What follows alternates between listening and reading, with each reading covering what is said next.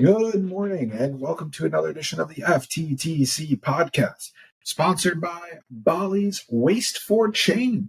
It's never too late in the season to change your waste. Let us recycle your team. We are your home for breaking news and breaking balls in the fantasy sports world. From touchdowns to tailgates, we've got it all covered with a dash of witty banter. I'm your host, Jason Stankiewicz, and I'm coming to you stateside as the Asian gallivanting has come to a close. And folks, I think it's time to get serious. This will be the first week I can watch some football. First week I can give some actual analysis on the bonehead decisions the rest of the league is making. And believe me, there are plenty of decisions, but I don't think I've had proper context to date. So I'm super excited to get into things and, really get down into the inside workings of the league. Today's podcast, we'll whip around the league to discuss all of the FTTC results from week 3. Granted, it is a little bit late after week 3, and I apologize for getting this podcast out so late. Some internet limitations made it unfeasible to do, but again, we are back, looking forward to it, and we can also expect an earlier week 4 podcast coming up next week. But as I said, we will whip around the league to discuss some of the FTTC results of week 3. We'll examine some post-week 3 transactions with a new waiver waste segment, talking about some of the worst transactions in the league. Post week 3 and also post week 2. We'll talk about a couple from the previous weeks. We'll also run through the week 4 matchups and toss out some predictions. And without further ado, let's whip around the league. Now, as we get into the matchups from week 3, I think the first one that we have to talk about here is Mike's Lucky Charm. A couple tough losses to start the year, real tight matchups, couldn't quite pull it out. And finally, Mike's Lucky Charm breaks the chains, puts up a nice 176 points against Jordy's Ghost. And that's without Saquon Barkley. Barkley, obviously one of the key players for Mike's Lucky Charm. So the fact that they were able to put it up, or, the fact that he was able to put up those kind of numbers, his team might be kind of deep.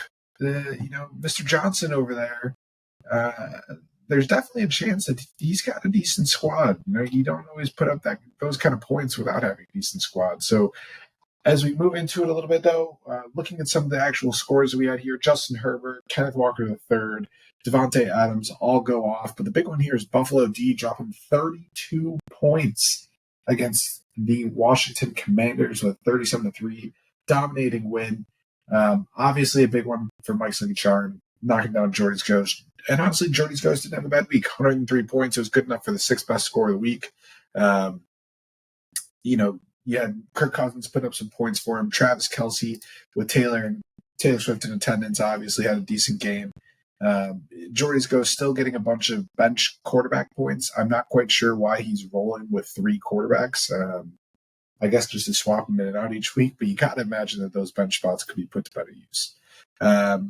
Anyway, a nice solid week for Mike's Lucky Charm. Congratulations on a big win and the highest point total of the week. Moving on, then, we'll talk about our league leader, Take a Stand, who knocked off Vic Vinegar. That one was 119-92. Take a Stand, a couple bold moves in their lineup selection. And honestly, I think Take a Stand is becoming known for that, especially the quarterback position. But I think the bigger surprise in week 3 was actually the fact that Mr. Blazer decided to play Raheem Mostert.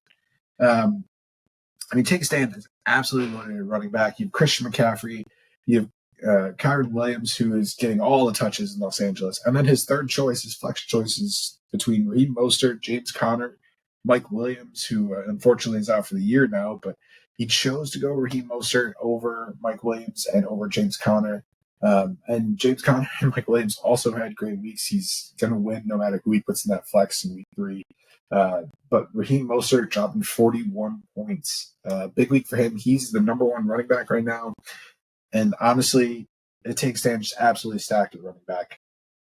You got to wonder, we've heard from Mr. Blazer that he's not looking to make any deals. He's not a big trades guy. His team is good, though, and you got to think he's maybe just a quarterback away. Maybe he looks at nice catch Blanco Nino, who we'll talk about in the next matchup, and says, hey, Josh Allen, maybe I'm looking to get him, toss a running back out there. He's got a lot of depth, especially with Jonathan Taylor potentially coming back. But take a stand anyway, continues to dominate. Definitely the most loaded running back team. Significant vulnerabilities at quarterback, though, riding Baker Mayfield. And in week 4, who we'll talk about a little bit later, Brock Purdy looks like he's scheduled to start for a take a stand. So some interesting decisions at the quarterback position. On the Vic Vinegar side, last week, the owner was looking for some recognition for Zach Moss as the waiver wire pickup of the year so far. I agree. Great pickup, but you got to play him. He's sitting there 21.5 points on the bench. You got Derrick Henry putting up 2 points. Vic Vinegar's team is pretty good. He's got a lot of talent on this team. But I got to think that maybe the owner's outsmarting himself a little bit. He's playing his studs in the sense that he's playing Henry.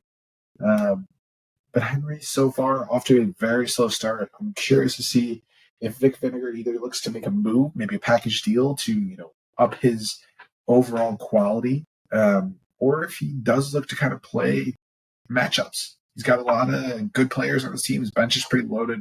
He could look to play matchups at both running back and wide receiver on a weekly basis, and just try and make the right decision. That does, of course, open him up to making the wrong decision. But he's got a solid squad. So Vic Vinegar, like I said, fell to a nice catch. To take a stand. Moving on to the next matchup, though, that one, Strickland Propane against Nice Catch Blanco Nino, a nice little rivalry matchup there. Those two, always go at it when they match up. But Strickland Propane knocked off Nice Catch Blanco Nino 122-90. Strickland Propane finally getting the first win of the year, similar to Mike's Lucky Charm. A couple tough losses to start the year, putting up a lot of points. But Strickland Propane, 122 points, nothing to laugh at. Solid contributions from Patrick Mahomes, Steph Diggs, Deebo Samuel, Amon-Ra St. Brown. Obviously, there's a lot of wide receiver talent on this team. Getting some decent contributions thus far from Brian Robinson, who had a little bit of a slower week, but Tyler Bass, a 15-point week at the kicker position. That's a big one. That'll generally help you win, especially if the rest of your team does well. So a solid week from Strickland Propane. On the Nice Catch Blanco Nino side, it reminds me a lot of Vic Vinegar from last year. Really a two-player team. You got Josh Allen, Justin Jefferson. After that, it's inconsistency on a weekly basis. You're not sure what you're going to get. A lot of the sleeper picks that Nice Catch Blanco Nino went for haven't quite worked out. Jahan Dotson has been an absolute fail. Samaje Perine has been terrible. Antonio Gibson hasn't done anything. Puka Nacua, who was all the rage, has been getting targets, had a decent week, 10 points. But I would look to see Nice Catch Blanco Nino potentially look to make a move. We know this owner is very aggressive with trade talks. Would not be surprised to see him looking to make a move sooner rather than later. Moving on then, we have my own matchup from last week. This was Stinky versus Autodraft Bot Squad. Stinky pulling out the win 116 to 95 for Autodraft Bot Squad. Stinky's looking okay so far. I'm pretty happy with where my team is at. I think I could use probably one more skill position player. The flex is a bit of a mystery for me right now. I will say that, Stinky always open to some trade talks, always looking to swing a deal with anyone in the league, honestly. So I will say my door is always open. On the Autodraft Bot Squad, left some points on the bench. 15 points from Hollywood Brown, 12 points from Michael Gallup. Both of those could have helped us swing the matchup a little bit, though. The wide receiver performances were pretty solid from Autodraft Bot Squad, so I don't think it would have been enough. The running back position, though, still tough for him. He's still missing Eckler, still missing Aaron Jones. So until he gets those two guys back, it's going to be a weekly battle for Autodraft Bot Squad. But he's not in quite as bad a position as some of the other teams who we've yet to discuss. So moving on, then let's talk a little bit about the Disasters versus Sneaky Pete. The Disasters, the only other undefeated team in the league now, 3-0, have only put up 275 points, though, which is not great.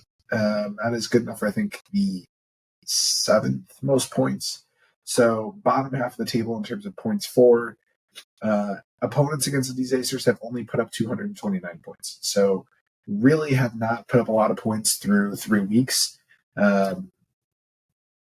These Acers knocked off Sneaky Pete 113-89. Right now, Keenan Allen is the guy for the Acers, 36 points, and he's literally the only guy in LA for the Chargers who's putting up any points. Deshaun Watson had a solid week for the Acers, who decided to bench Joe Burrow. Slightly controversial there, but it worked out for him. Jamar Chase, 20 points, a solid week for him as well. Running backs, pretty weak for the Acers, though, I got to say. Rashad White, Najee Harris, Kendra Miller. It's just not a great running back room there right now. They got to be looking to make a move to get a better running back.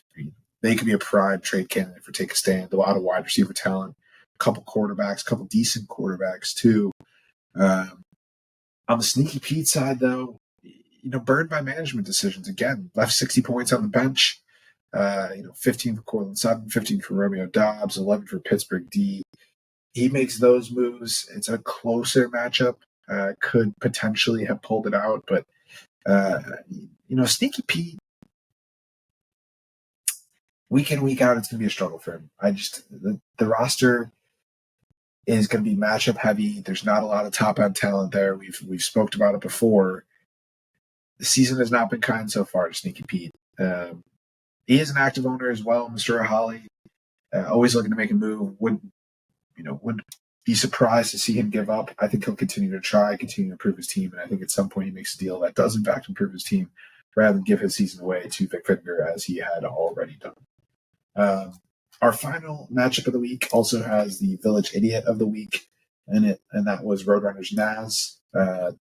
Team DS knocked off Roadrunners Naz 99-79. I mean, we've said it before, Roadrunners Naz is just in a tough spot. They are in a tough spot. They've lost a lot of guys to injury. The running back room over there isn't too bad. James Cook, DeAndre Swift put up some points. But outside of that, just a lot of low single-digit point totals. Russ Wilson struggling at quarterback. Anthony Richardson looks like he's going to be back in week 4, but a tough week for Roadrunners, parentheses Naz. A good shotgun, though. I will give him credit there. On the other side, Team DS just quietly going about their business. It's what we've come to expect from Team DS. Always kind of hanging around, always competitive. A solid squad there. I don't think we need to say much more than that. But with that, we've mentioned a couple of these already, but let's move on to our waiver waste segment, and let's talk about some of the worst waiver wire decisions that we've seen thus far. Now, post week 3, there have been a couple big moves that happened. The big one is Devon Achane. I honestly not quite too sure how to say his name, but the big one there was Devon Achane to Vic Vinegar. A $79 bid. He topped every other team in the league who bid for Achane. The next closest was Mike's Lucky Charm with a $77 bid. I think Team DS also had a bid in the 70s. So honestly, a great job in terms of the bidding to win that one for Team Vic Vinegar. Where the waste aspect comes in is the fact that he dropped him right before week 3. Dropped Devon Achane. Had to pay $80 to get him back. I think he had been another $11 at some point, bringing the total to like $90 spent on Achane. Vic Vinegar currently no budget left, so a rough fab go the rest of the way, and a rough way to spend his fab. But I mean, if he thinks he's the guy, you got to go out and get your guy. Everybody knows that. Now, moving on to the next one here, my other big waiver waste post week 3, Josh Palmer. $35 to Sneaky Pete. And, listen, we've seen Josh Palmer in previous seasons. He's always a guy that comes in when Keenan Allen gets hurt or Mike Williams gets hurt.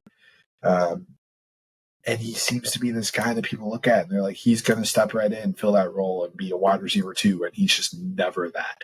He's a decidedly average player. And I think dropping $35 for him was crazy. The next closest bids were 15 apiece by Team DS and the Desasters. So at least there were some okay bids behind it, but $35 was a lot. It smacks of desperation. We talked about Sneaky Pete before being pretty desperate. I think this move continues that trend. Now, on the other side, I will say the pickup of the week for me post week 3 is Jalen Warren. And Sneaky Pete won him for $7, beating out Nice Catch, Blanco Nino, and Strickland Propane, who each bid $5. I think Jalen Warren's going to be the guy in Pittsburgh pretty soon. Najee Harris is pretty washed, has not been it so far. I think Jalen Warren starts to increase that touch count, and I think that Sneaky Pete might have snuck in a nice running back there. So I do think that that's a solid pickup. Got to give credit where credit's due. Now, just to talk about post week 2 quickly, because there were some crazy moves in week 2 as well. Tajay Spears, $23. That's a lot of money for Mike's Lucky Charm. The next closest bid was 0. So that's where the waste really comes in.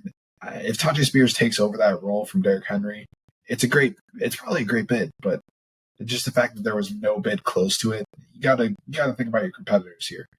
The other one from post week 2, Kareem Hunt, $50 for Roadrunners Naz. Just too much on a guy that, is not a sure to roll. We think that he's going to come out and be this star running back. Jerome Ford has gotten most of the touches, in week 3. So clearly Kareem Hunt is not quite that guy yet. Maybe it's just a matter of him getting up to speed, but I think Jerome Ford continues to be that guy. And Roadrunners has burned half their budget on a guy that will likely be a tough guy to pick week in and week out. Moving on, let's just talk about where our budgets stand overall. So, as I mentioned, Vic Vinegar, no budget left. You can expect him to not be a fab competitor the rest of the year. Strickland Propane and Roadrunners Naz, the next 2 lowest with $25 and $21 left, respectively. The big news, though, is Autodraft Bot Squad has finally spent some money. So, Autodraft Bot Squad, as we mentioned in our preseason podcast, had not spent any money the prior season. This season, they have finally dropped some money. So that owner is honestly being more proactive this year. They spent $2. So not a big spender yet, but at least we're seeing some money move on the Auto Draft Bot Squad front. And, maybe we look for that owner to get more aggressive. Who knows? Finally, here, let's do a quick whip around on our Week 4 matchups and toss some predictions out there. Now, obviously, the Week 4 matchups have already started, and at the time of recording, the Jaguars and the Falcons are currently playing, with the Jaguars beating the Falcons. So we will have a little bit of an advantage on our predictions as the matchups have already begun. But let's kick it off with our first matchup, and that involves our league leader, Take a Stand. Now, Take a Stand is matched up against myself, Stinky. Projections right now favoring Take a Stand. The original projection, 107 to 105. Now it's looking at 109 to 105. Evan Ingram has already put up 10 points for Take a Stand at the tight end position, so solid start for Take a Stand. Looking at the lineups that are laid out, though, Brock Purdy is the big news in my mind, starting for Take a Stand. I mean, listen, San Francisco's a decent team, but they're playing Arizona, who thus far defensively has been really solid. And this is the week in and week out quarterback trouble for Take a Stand. He's going to have to address, and I would be surprised if he doesn't look to address that through a trade. I know he's not looking to make trades, but you kind of think it could be the right decision. Looking at some of the other lineup decisions here, I mean, we have Raheem Mostert starting. He's riding the exact same lineup as last week thus far. It is subject to change. We got 53 minutes left before lock right now. It's 12:07 p.m., so subject to change, but it looks like Take a Stand will be running out the same lineup as last week. And why not? He's 3-0. Seems to have made all the decisions thus far. On the Stinky side, it looks very similar to the lineup from last week, though Jackson Smith and Jiba has been replaced by Tank Dell. We'll be curious to see if Tank Dell can carry over his success from the previous 2 weeks. Moving on to our next matchup, we have Vic Vinegar and Nice Catch Blanco Nino matched up this week. Vic Vinegar has dropped 25 points thus far. Trevor Lawrence, 17 of those. Travis Etienne Jr. With 8.5. So a couple minutes left in that Jacksonville Falcons game. You'd like to see maybe a few more points from those guys, but an okay start thus far for Vic Vinegar. Though the original projections really favored Nice Catch Blanco Nino. Big favorite this week, a 14-point favorite. Looking at it, it seems like there's some friendly matchups on that side. No real surprises thus far in terms of lineups. The one thing I will say is Vic Vinegar has moved Zach Moss into his lineup with Derrick Henry moving to the flex. So clearly some considerations being put into play by Vic Vinegar. Although I will say the big money signing that we mentioned, Devon Achane, sitting on the bench still. So a lot of running back talent on Vic Vinegar. Maybe it's just a matter of picking the right guys week in and week out, but it also makes you question why he was willing to drop $80 on a running back that's not even going to play. So, once again, he might be outsmarting himself, but Vic Vinegar has tended to be a pretty sharp owner in a lot of respects. That being said, I do think Nice Catch Blanco Nino meets their projection and knocks off Vic Vinegar this week. Moving on here, we have Strickland Propane matched up against Team DS. Team DS got off to a hot start with David Montgomery dropping 33 on Thursday Night Football against Green Bay. You have Christian Kirk with another 12 points. Amon-Ra St. Brown, though, did counter with 14 points, but I think that Strickland Propane gets slapped this week by Team DS. I think this one is at least a 20-point win by Team DS, and they just keep rolling along sneakily in the background. Team DS, he won't say his team is good, but I will. His team is good. Now our next matchup is the guy who's looking to follow up on last week's success, Mike's Lucky Charm against ADBS, the Auto Draft Bot Squad. Mike's Lucky Charm off to a okay start. 10 points from Calvin Ridley, 10 points from Christian Watson, 8 points from Sam Laporta, 11 points from Brandon McManus. Roughly hitting projections thus far. ADBS did get Aaron Jones back this week, but Aaron Jones, a mediocre 2 points. I think it's too tough for Auto Draft Bot Squad to overcome. And I think Mike's Lucky Charm wins this one pretty easily. Not too concerned there. Moving on to our second to last matchup, we have Jordy's Ghost against Sneaky Pete. Sneaky Pete, so far, 16 points from Bijan, finally getting some points from the Falcons running back position. Did not start Tyler Algier this week, his big pickup via trade a couple weeks ago. Also didn't start Romeo Doubs, who last week had double-digit points, this week had double-digit points. Maybe something to look at for the future is starting Josh Palmer. We'll see how that big money signing works out. On the Jordy's Ghost side, he's got 7 points from Jahmyr Gibbs right now. Riley Patterson, 10 points at the kicker position. And this one looks like it could be kind of close. Looking at it, projections are favoring Jordy's Ghost right now. I think Sneaky Pete sneaks this one out, though. I think, the owner's desperate. He's made a lot of moves. I think he gets lucky this week, eases some of that desperation. And we see a couple 2-2 teams coming out of this matchup. Moving on to our last matchup of the week, we have Roadrunners Naz against the Dzacers, and I expect the Dzacers to continue facing easy matchups. Kyle Pitts right now is 3 points for Roadrunners parentheses Naz. Detroit had 10 points for the defense. Nobody's played on the Dzacers side. I don't think this one's close. The Dzacers do not have Deshaun Watson today, who is out, so Joe Burrow bouncing back to quarterback, but at some point, Burrow's going to come out and have a game. I mean, the guy's too good to be struggling this long. I know he's a little bit banged up, but I think this is the week that he comes out, and I think he and Jamar Chase connect for a couple touchdowns at least. I think Burrow puts up 20. I think Chase puts up 20. Keenan Allen puts up 20. I think the Dzacers smack Roadrunners parentheses Naz, who I think is running up another shotgun this week, another week. So, anyway, there you have it for the Week 3 podcast. As I said before, I apologize for the delay in this podcast coming out. You can expect to see the Week 4 podcast coming out much closer to our regularly scheduled time, and we are hoping to have at least one guest on that one. Perhaps, Mr. Sneaky Pete, maybe looking to counter some of the claims that we've had with regard to his Stinky Pete moniker and his stinky start to the season. So we may be having him on as a guest in Week 4. If not, we're going to try and sneak on a guest here. We're going to try and be much more active with guests now that we're much more aligned in terms of time zones. But thank you again for tuning in to the FTTC podcast. This has been the Week 3 podcast, and we look forward to seeing you next week for the Week 4 podcast. Everybody, have a great morning. Best of luck in your matchups today. And let's go Bears.